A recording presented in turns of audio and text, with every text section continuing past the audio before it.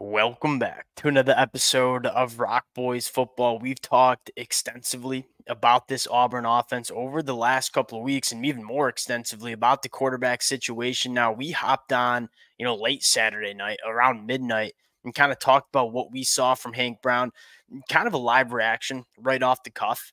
Now, I spent some time going back into this game and I kind of want to talk about what Hank Brown brings to this Auburn offense. And I think if you're an Auburn fan, although it was against New Mexico, you saw a lot of things that's going to translate, at least in my opinion, at a high level as Auburn goes into SEC play. I mean, I think it starts with you look at Hank Brown, one, not really putting the ball in harm's way. That's a start. But I think more importantly, Hank Brown really does open up this offense. And although he might not be the athlete that Peyton Thorne is, I think there's much better arm talent in terms of what Hank Brown brings to the table. And you look at how Hugh Freeze can really open up the passing concepts with Hank Brown at quarterback. That's kind of what stood out to me. I mean, this ball jumps out of this kid's hands. You can tell why Hugh Freeze wanted this kid ever since his high school days. There's some special arm talent with Hank Brown. Want to get into one kind of what we saw from Hank Brown, but then also get into just a little bit of the film and talk about some of the juice that I think Hank Brown brings to this Auburn offense. Now, before we get into it, as always, just want to say thank you to you guys and to the Auburn fans. It's been a blast talking this program. It really is in the last couple of weeks, right? Quarterback situation, obviously the injection of all this talent on the offensive side of the football, the amount of support y'all continue to show to the boys. It's amazing. Appreciate you guys. If y'all do enjoy the content, consider subscribing to the channel. Much more importantly, would love to hear your takeaways kind of 4 or 5 days after what we saw from Hank Brown.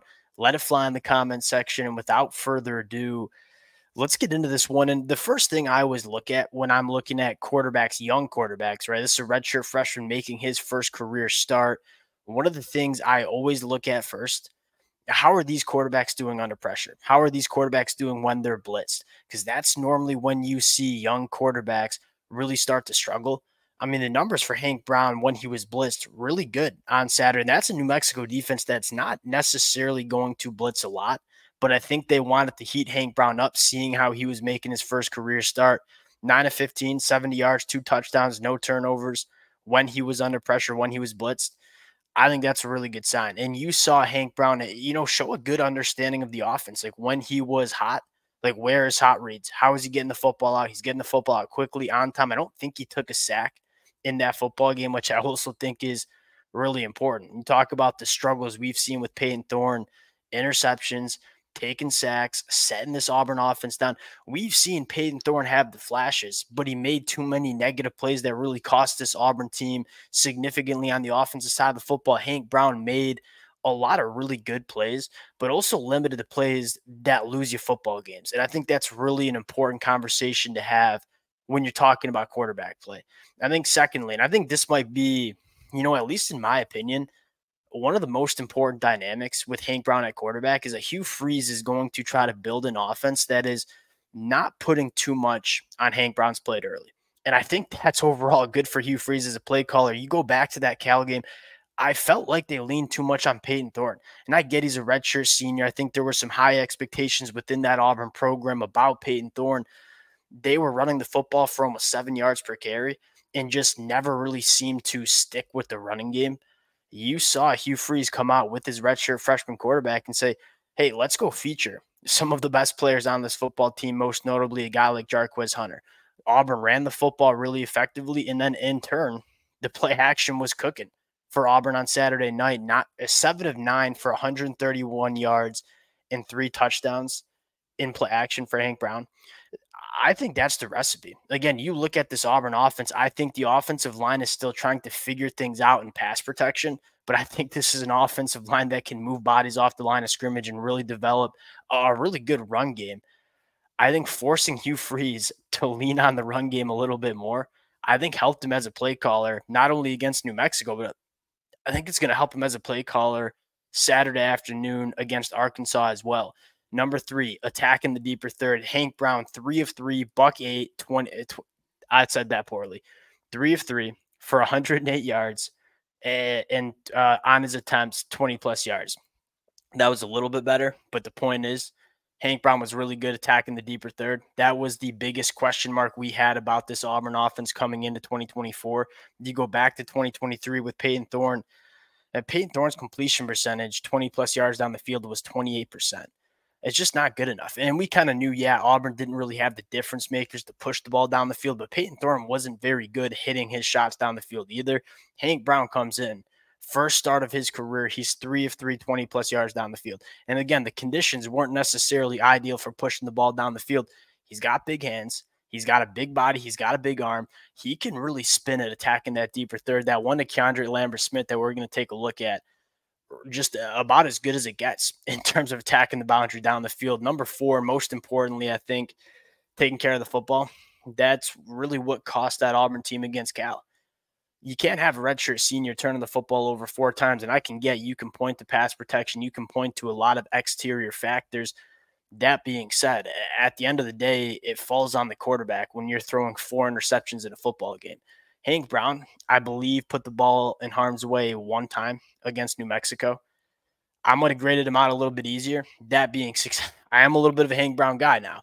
That being said, it was clear that Hank Brown was not putting the football in harm's way. Again, for redshirt freshman, managing when I'm going to make some dynamic throws, but also not put the ball in harm's way. That's an awfully hard line to kind of toe. And I thought Hank Brown did a really good job of, hey, I'm going to go attack right now, but I'm also not going to put the ball in harm's way and only put it where my receivers can get it. Really, really impressive stuff from Hank Brown there. Getting into a little bit of the film, I think you got to start with pushing the ball down the field. I mean, it doesn't get any better. And look, Hugh Freeze kind of simple, right? I'm going to mute this here. 7-man pass protection. So we're going max protection here, leaving Rivaldo Fairweather and Jarquez Hunter. Dylan Wade did a really, really good job at right tackle and pass protection. Hank Brown climbing the pocket and just effortlessly. I mean, that looks so easy for Hank Brown. That's 50 yards in the air, hitting Keandre Lambert-Smith right in stride. There's no adjustment that needs to be made to that football for Keandre Lambert-Smith, hitting him in stride 60 yards down the field. Again, that looks so easy for Hank Brown. You can tell he's very comfortable pushing the ball down the field. And you look at not only in 2024, but potentially in 2025, guys like Cam Coleman and Perry Thompson, Malcolm Simmons, you got a lot of dudes that can attack that deeper third. This is going to be a vertical passing attack for this Auburn offense over the next couple of years. And I think Hank Brown showed against New Mexico that he can be the quarterback to kind of get that done. Really, really impressive attacking down the field. I think secondly, this kid has an absolute flamethrower of an arm. And he's not afraid to kind of put it into some tight windows. Camden Brown had himself a day. I thought he looked really good, really big physical presence.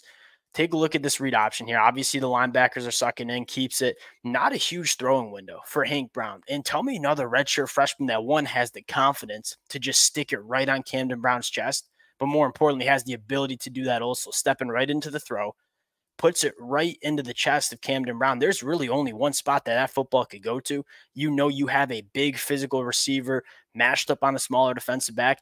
I got to put it right on the chest. And that's exactly what Hank Brown does. This is an absolute flamethrower of a football too, which is really impressive. Again, nice read on the read option, RPO, I guess. And we're just going to stick it right on the chest. Absolutely love it. I think lastly, like throwing off platform out of the pocket. Again, another, I think, wrinkle that Hugh Freeze used to kind of simplify the game for Hank Brown, kind of just to level up. Yeah, we're going to mute the play here. And you take a look at one, really, really comfortable extending the play outside the pocket. But more importantly, I mean, just some nice touch. We talked about Hank Brown's ability to really rip it in there. We talked about Hank Brown's ability to push the ball deep. How about a little bit of touch attacking zone coverage? Like, we got to fit this in over that underneath coverage before that safety. You can't really throw much of a better football. Leading Sam Jackson right inside the 5.